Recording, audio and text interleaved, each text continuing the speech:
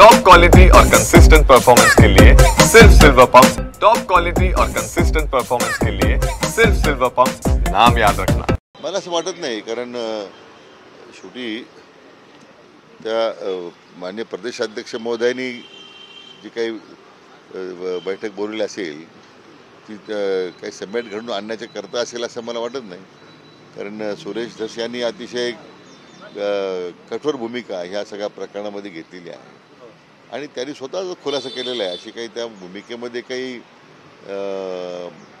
कमी लवचिकता आलेली आहे किंवा त्याच्यामध्ये काही तडजोड करण्याची भूमिका अशी अजिबात नाही। मला वाटतं की शेवटी त्या बाबतीमध्ये प्रदेशाध्यक्षांनीच त्याबद्दल खुलासा करणं उचित आहे। पण दोघांच्या बोलण्यामध्ये पण विरोधाभास बघायला मिळतो आहे। सुरेश सांगतात की अर्धा तासच भेट झाली आणि बावनकुळे सांगतात 4.5 तास आम्ही बरोबर होतो, आमची चर्चा झाली। असं आहे, आता बैठकीला तिघं होते, विशेष करून सुरेश आणि धसानी मान्य प्रदेशाध्यक्ष बावनकुळे साहेब होते। त्याचं स्पष्टीकरण त्यांनी द्यायला पाहिजे, कारण शेवटी मी त्या बैठकीत हजर असतो तर मला सांगता आलं असतं की 1 तास झाली, 2 तास झाली। साहेब, गेल्या काही दिवसांपासून सिंहस्थाच्या बैठका ज्या आहेत ते वेगवेगळे नेते घेत आहेत। सीएमनी घेतली, डीसीएमनी घेतली, पालकमंत्री पदावरून एकीकडे वाद सुरू असताना नेत्यांकडनं वेगवेगळ्या बैठका घेतल्या जातात। कोल्ड वॉर आहे का? नाही, मला अजिबात तसं वाटत नाही, कारण असं आहे की माननीय मुख्यमंत्री ते राज्याचे प्रमुख म्हणून निश्चितच आढावा घेण्याचं काम करतील, कारण एक मोठं आव्हानात्मक काम असतं। आज आपण जर प्रयागराजचं पाहिलं त्याच्या कितीतरी पटीने ते मोठं आहे, पण शेवटी राज्याचं प्रमुख म्हणून त्यांचं दायित्व आहेच आहे ते। आणि नगरविकास खात्याच्याकडे मोठं ह्या सिंहस्थाचं काम महापालिकेअंतर्गत होत असल्यामुळे नगरविकास खातं माननीय उपमुख्यमंत्री एकनाथराव शिंदे साहेबांकडे आहे, तर त्यांनी बैठक त्यांच्या विभागाची घेणं अभिप्रेत आहे। आज मी जलसंपदा खात्याची बैठक बोलवतोय, कारण जे पद्धतीने पाणी वापर होतोय नाशिकच्या महापालिकेचा आणि त्याची अकाउंटेबिलिटी कुठं नाही आहे। इतकं प्रचंड घाणपाणी नदीपात्रात सोडलं जातं आहे, त्याचा परिणाम खालच्या पाणी पुरवठ्यावर होतोय, कालव्यावर असणाऱ्या पाणी पुरवठ्यावर होतोय। म्हणून मी आज तो आढावा घेतो की आपण या बाबतीमध्ये काही सुधारणा करणार आहे की नाही, किंवा होणाऱ्या सिंहस्थामध्ये तुम्ही शुद्धीकरणाचे काही प्रकल्प हातात घेऊन शेवटी वाढत्या शहरीकरणाला पाणी द्यावं लागले, बरोबर आहे, पण त्यासाठी शीतचं पाणी आम्हाला सॅक्रिफाईस शीतचं पाणी कमी करता येणार नाही।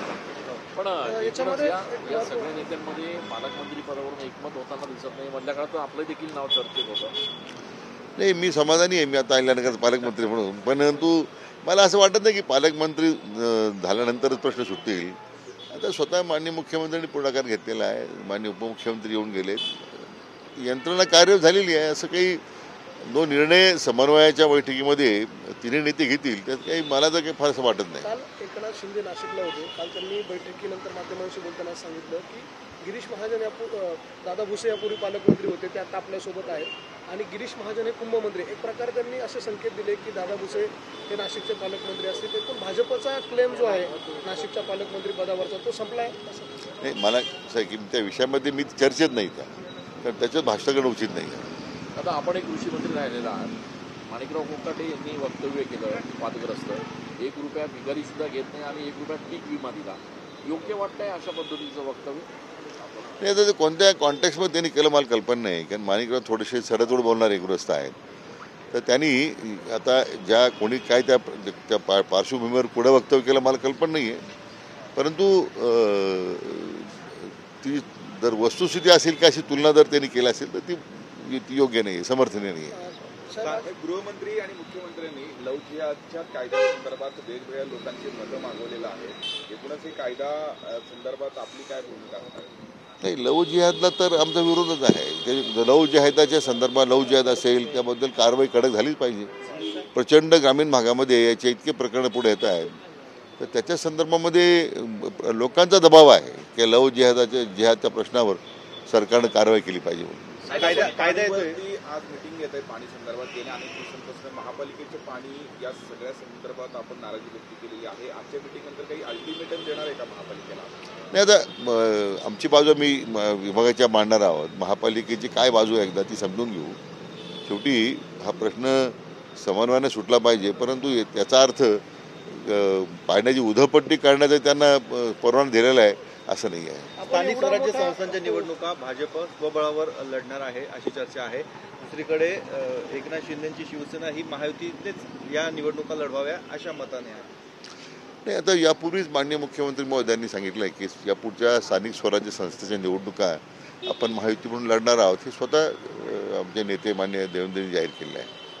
साहेब, सिंगापूरला 1 मार्चपासून ब्रँडेड तेल वापरावं लागणार आहे, कारण जी झीज होती शिळेची, त्यामुळे तिथे बाहेरचे तेल मिळतं सुटते, त्यावर बंदी आणली जाणार आहे. संस्थाच्या निर्णयाकडे तुम्ही कसं बघता की ब्रँडेड तेलाने अभिषेक करावा लागणार? आता मला खरं कल्पना नाही कोणत्या पार्श्वभूमीवर तर ब्रँडेड तेल वापरायचा निर्णय झाला. आताही पण जर तशी काही झीज होत असेल त्या शिलाची तर हरकत नाही, ब्रँडेड तेल वापरायला काही शेवटी भक्तांच्या भावना असतात, त्याचा आदर होतो. आणि तिथं जो काही शनी देवताचे जे तिथं शिल आहे तर त्याची जर झीज थांबत असेल तर ते स्वागतच केलं पाहिजे.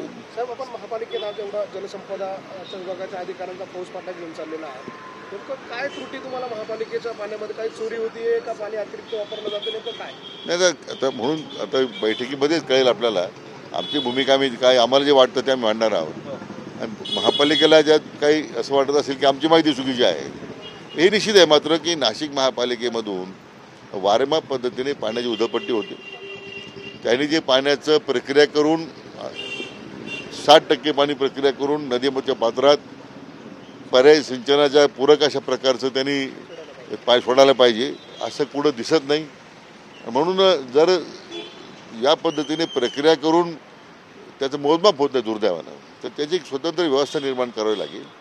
आणि जर महापालिकेकडून जर अशा पद्धतीचं पाण्याची उधळपट्टी होत असेल तर त्यांच्या पाण्याच्या मंजुरीमध्ये कपात करण्यासंदर्भात सुद्धा विचार करावा लागेल. शंका अशी व्यक्त केली जाते की जो एसटीपी प्लांट आहे तो खूप जुना आहे, त्यामुळे मोठ्या प्रमाणात जे सांडपाणी आहे ते नदीमध्ये जात आहे, याच्याबाबतचा काही ठोस असा निर्णय होईल का?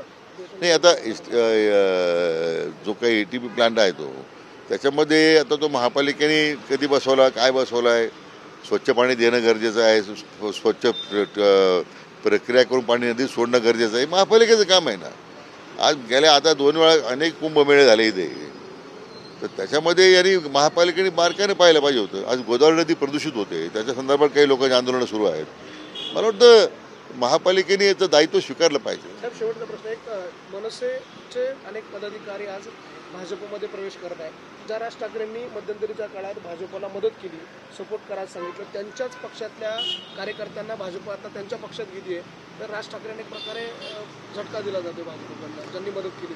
असं की राजकारणातली ही जी प्रक्रिया आहे निरंतर चालू असते, काही ह्या पक्षात जाणार, काही त्या पक्षात जाणार. मला वाटतं त्यात काही फार वेगळा अर्थ काढण्याची आवश्यकता नाही. कोकणातले ठाकरे गटाचे एकमेव आमदार आहेत भास्कर जाधव, ते नाराज आहेत, पक्ष सोडायच्या तयारीत आहेत, अन्याय होतो असं त्यांचं म्हणणं आहे. भास्करराव हे माझे अतिशय जवळचे मित्र आहेत आणि ते काही अन्याय सहन करणारा तो नेता नाही आहे. निश्चितच भविष्याचा त्यांनी काही विचार केला असेल, त्यांचं स्वागतच आहे. आपल्याकडे स्वागत राहणार. साहेब, शेवटचा प्रश्न, उपमुख्यमंत्री एकनाथ शिंदे हे सध्या आभार दौरे करत आहेत. महायुतीला जे विधानसभेत मतदान मिळालं त्या संदर्भात भाजपकडनं असे कुठलेही दौरे किंवा लोकांचे आभार मानताना काही कार्यक्रम दिसत नाही, काही होणार आहेत का? नाही, तो खरं म्हणजे मतदारांचे आभार मानणं हे तर आपलं प्रथम कर्तव्यच आहे ना. मला वाटतं एकनाथराव शिंदे साहेब सुद्धा जे महायुतीच्या वतीने आभार मानत आहेत, त्यामुळे एक प्रकारे मतदारांचे आभार मानण्याची जी भूमिका आहे ती काही निश्चित त्यांच्या पक्षाकरता मागत नाही, ते महायुतीच्या वतीने आभार मानत आहेत.